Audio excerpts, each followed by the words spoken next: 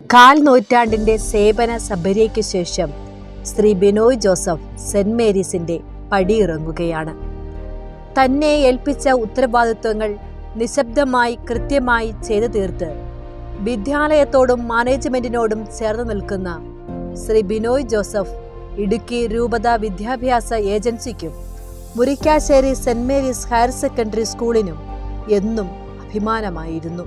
അർഹതയ്ക്കുള്ള അംഗീകാരമായി 2016 ഇടുക്കി രൂപത വിദ്യാഭ്യാസ ഏജൻസിയുടെ ബെസ്റ്റ് നോൺ ടീച്ചിംഗ് സ്റ്റാഫിനുള്ള അവാർഡ് ശ്രീ ബിനോയ് ജോസഫിനെ തേടിയെത്തി. 25 വർഷത്തെ മതബോധന രംഗത്തെ പ്രവർത്തനത്തിനുള്ള അവാർഡും അദ്ദേഹം കരസ്ഥമാക്കി.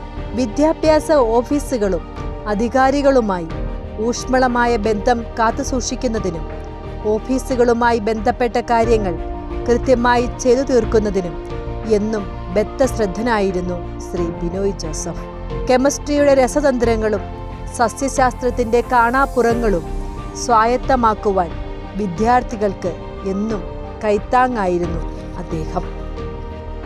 ചെറുപുഷ്പ മിഷൻ ലീഗിന്റെ രൂപത എക്സിക്യൂട്ടീവ് മെമ്പറായി ഇപ്പോൾ പ്രവർത്തിക്കുന്ന ശ്രീ ബിനോയ് ജോസഫ് നമ്മുടെ സ്കൂളിൽ വെച്ച് നടക്കുന്ന KCSL മിഷൻ ലീഗ് രൂപത മേഖലാ കലോത്സവങ്ങൾക്കും സാഹിത്യോത്സവങ്ങൾക്കും എന്നും ഉപകാരിയായി ഉണ്ടായിരുന്നു.